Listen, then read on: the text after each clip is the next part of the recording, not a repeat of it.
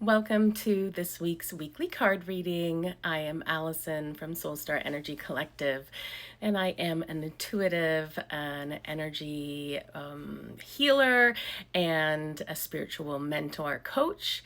Really here to kind of help bring everybody back to their own truth and empowerment and their soul, and be able to recognize and receive their own intuition. What's today's date? Today's date is Monday, September 15th. And I have two messages for you. I've connected to the messages beforehand. I pulled some cards on the messages. So I will share those with you very soon. So you just need to think about if message 1 or message 2 is calling you this week. Before I jump into that, my 6-month container called the Soul Activating Journey is starting up again, the last time for this year. And this container is for anybody that is on a spiritual journey, that is looking to enhance their awareness, their abilities. If you're on a healing journey and feel like there's more to this life than what you're kind of receiving or doing, this really supports you in that. So it's 6 months that we are together. There's a bunch of micro-sized videos to help you along the way, to teach you, and then there's practice sessions that we get together, that I'm there, and we practice using your intuition. We talk and move through things that are coming up, because they will absolutely come up as you're kind of transforming and raising your frequency and all of that. And the course really kind of brings you from like A to Z. So it's, meeting your spirit guide, learning about energy, the chakras, how to read it, look into future timelines, the Akashic records and past lives, healing. It's just everything is in that one container. And I love being there and holding space for our students. And if you are kind of intrigued or wanting, we are starting on Monday, September 22nd. So check out the website for more information. And yeah, would love to have you join us. So I'm just going to show you the cards for message 1, just in case that you feel a draw to one or the other. So this is for message 1. No, that's not message 1. Sorry. My goodness. I'm like sitting there going, is that message 1? No, that's not message 1. This is message 1. This is message 1. And this is message 2. Sorry to confuse you on that one. My bad. Okay, so message number 1. When I first connected to it, I instantly felt like I was starting from like ground zero and building up. So I was given this like image of somebody maybe tearing down like a cottage, a building or whatever, and then rebuilding it and starting from the bottom, but building that foundation stronger and differently than before. So I was kind of like, okay, yep. That feeling of kind of like starting over, but doing it in a different way. And so the cards that I pulled was Woodwives, Adaptability, and Beyond the Ordinary.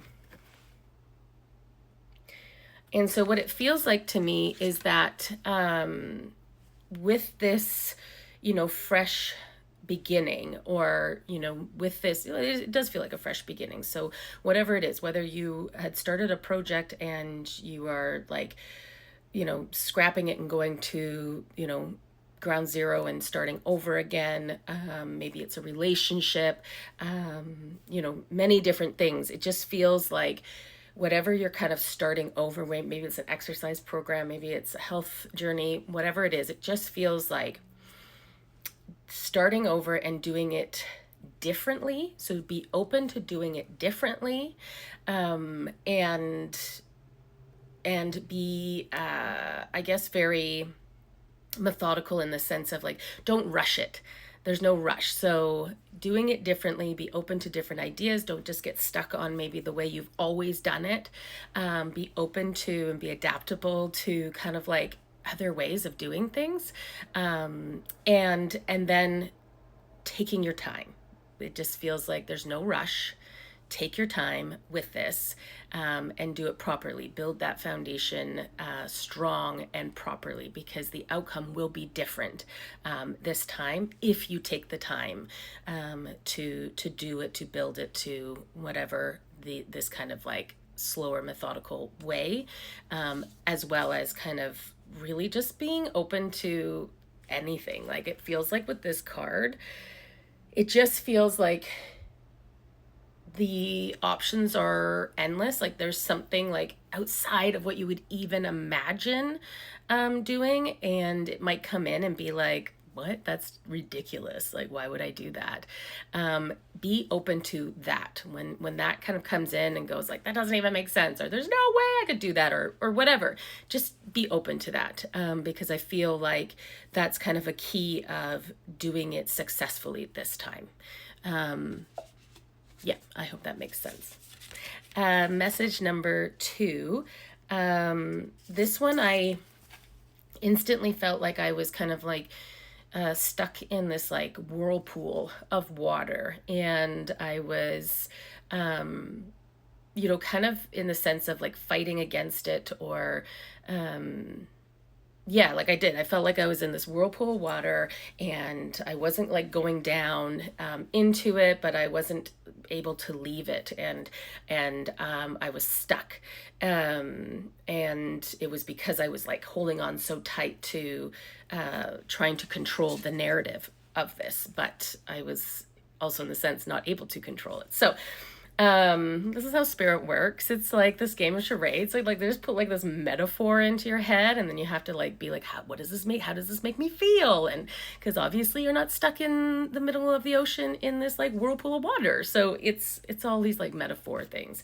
So the cards that I pulled was let it go, release the past, forgive, soften, move forward. And this is what's super cool, that it is in the water.